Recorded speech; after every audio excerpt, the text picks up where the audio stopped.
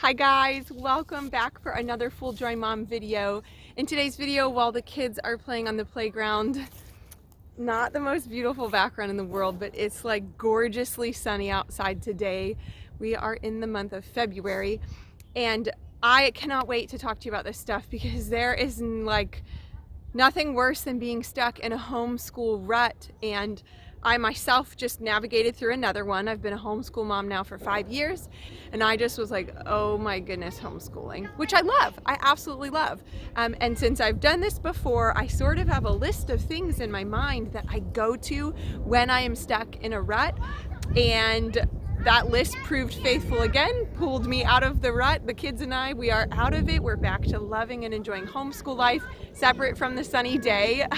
But it all made me go, okay, let me hop on and give you this same list as well. I hope that it blesses you and that you find something in there that if you are in a rut yourself, you can apply this and help just give that little bit of motivation and energy back into what you're doing as a homeschool mom. So, okay, let me get the list though, because it's over there. You're watching Full Joy Mom.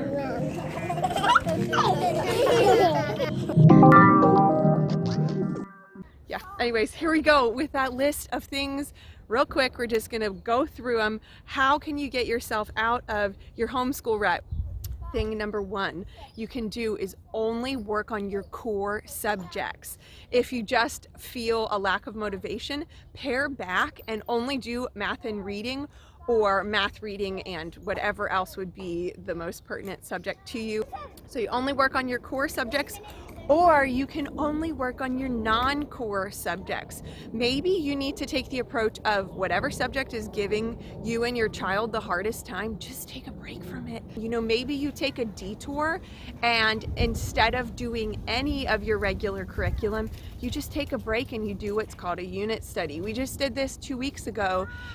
We were given a solar system for Christmas, and that's something that we've never done a study on before. So I hopped on the library, I typed in solar system books, got a couple of those, Galileo, who is Galileo, and we were actually able to cover all the subjects that we needed, you know, history, science, everything except for, whatever, reading. You can fit it all in there, but we did that for a week, and that gave everyone fresh motivation.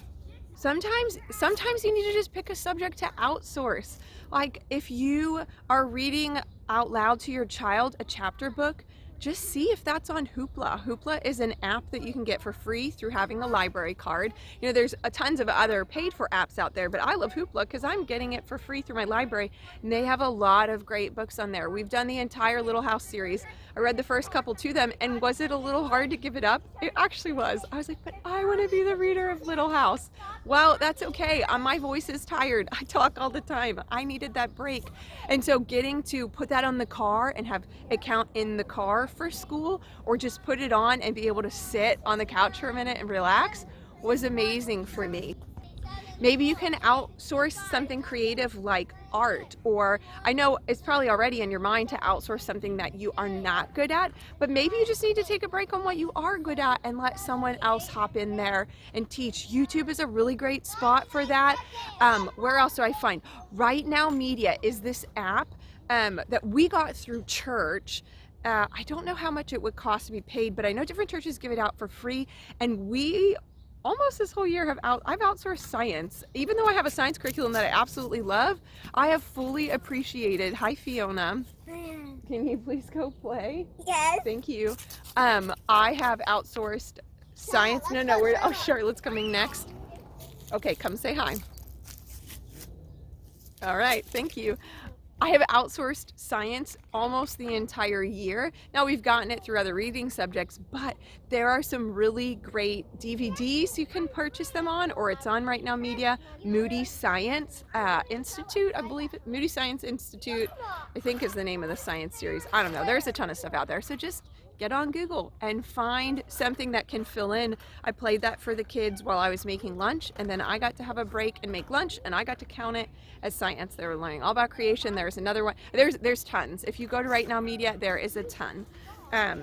If you are not in a season where you can go outside, then take your school on the road. Maybe if there is a family member's house that you live around. We currently live by my mom, and so if I'm feeling like we got to get out but there's not really anywhere to go, I will pack us up and go to my mom's house, and we'll just have a homeschool day there because it's a change of scenery. It's in someone else's house. That is a really nice change of pace. Okay, this next one really only applies to you, unless maybe your kids don't get dressed in the morning, because that is a perk of homeschooling. So maybe they're there in like a robe because it's winter time, or pajamas or whatever. I know for myself, and I've noticed it to be true in my kids, you feed off of how you are dressed. And so if the swings are loud, my apologies, they're swinging on the swings right in front of me. Anyways, where was I? I get dressed every day. I make the kids get dressed every day. We have days where we stay in pajamas, and that's okay. Maybe that's the change of pace you need, is to loosen up on some of the routines. But I notice a change in my children's behavior when they get dressed. So we get dressed in the morning for our homeschool day. I got dressed today for this YouTube video, but I have done this where my hair is curled and my makeup is done when no one is going to see me. So I do set my clothes out the night before and get dressed. I find that jeans, for me, you know, it's different for everyone. I have a friend that's leggings, but for me it's jeans. It's a direct connection to my brain that speaks motivation. So I wear jeans a good bit of the time. Another great resource that's on YouTube you can outsource is Bible programs. Maybe you need to take a break from being the one to teach Bible curriculum, and you need to find, like right now, because a lot of churches went online, there are tons of really amazing Bible curriculums out there that are like what the kid would get when they went to church, or what they would watch at church in their class, but they're posting them online. And you get to be using those resources as well. So we use Love Church. If you type Love Church in, or Love Kids, they have a really great curriculum running right now that we love. There's multiple age groups, so you can find what's applicable for your child. And then we also use Arise, A-R-I-S-E. That's our home church when we lived in Florida, and they're awesome there. Their curriculum that they are using right now is a great fit for our family as well. So figure out, whatever church, it doesn't have to be in your area. So if there's a church that fits your family well, see if they have an online program. Another thing that we are doing, boy, I just really must be in a season of needing to outsource, because that's where all my tips are coming from, right? We are outsourcing things like dance class. I found a really great mom on here. For me, I have to watch how I outsource for my kids, because a lot of the stuff on YouTube might be really well done, but if it's overstimulating, meaning it's a movement class but there's like a fake scene in the background that's, dinosaurs or animals or whatever, my kids aren't even doing the activity. Do you need help out of the swing? Whew, oh my goodness, okay. So I had to get a large child out of a baby swing. I don't know if yours do that. I'm like, please stop fitting your body. Your feet don't fit inside of here. It is incredibly challenging for your short mother to get you back out. Where were we? Classes. They'll stand there and just watch. They won't do anything. But I can leave a link below for actually a couple of the different resources I recommended that are here on YouTube. I'll leave you some links. There's one mom that I found who doesn't have any fake animation, but she's really engaging. It's different dance classes and movement. My kids have loved that too. Another thing that I find myself needing to do is switch the way in which I'm doing my school subjects with the kids. I've had different seasons where it works so great to pair them together. I have 4 kids if you're new here. When I started this channel, they were itty bitty, and now they're still little, but they're 9, 7, 6, and 5. So of course there's plenty of pairing that can happen. He's okay, honey, he's fine. There's lots of pairing that can happen, but sometimes it does not work. It makes the subject take that much longer. So the child might be doing the same exact subject as their sibling, but I will still teach it to them separately, because separately it takes me 10 minutes with each kid. So we've got 20. Together it's taking me 30 minutes because someone's acting up, I'm stopping, it just doesn't work. So maybe consider switching up how you're grouping or ungroup the children. Another thing that maybe if you're in an opposite climate, it kind of goes along with that getting out of the house and taking you to school on the road, we have an entire video of how we did school rotations at the park, meaning I took one subject with me and we had lunch at a playground.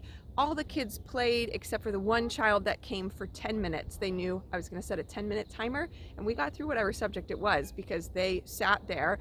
If they didn't apply themselves, then I added more time, but really they were so excited to go and play and that they quickly got through what it was that they were doing, and I was able to have great one-on-one time with them. It got us out of the house every day. But in the winter months, I will kind of throughout my own house, like we'll do math in the bedroom just because it's somewhere different. I'll switch the locations. We sort of have, like right now, homeschooling is kind of tied by subject to different rooms and location. Just it helps them to be able to move and get wiggles out if we are constantly switching locations throughout the day.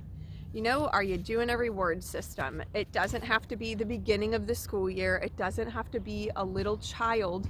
Just last week, my kids, 2 of them started having issues with wanting to do grammar. They were like not having it.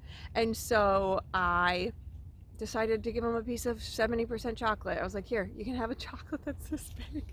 Maybe you need to give your kid a break from writing. Not a break from learning, just a break from writing. On some days with certain subjects, as I see fit, I will tell my kid if they just need that little bit of help, I'll be like, here, I'll be the writer for you, and we'll do math together, and they have to give me the answers and I write it down. Or I had a season where I just said we're taking a break from any sort of intense writing. I just had a child that was like 100% no on that, so instead I said, okay, we won't do any writing at all.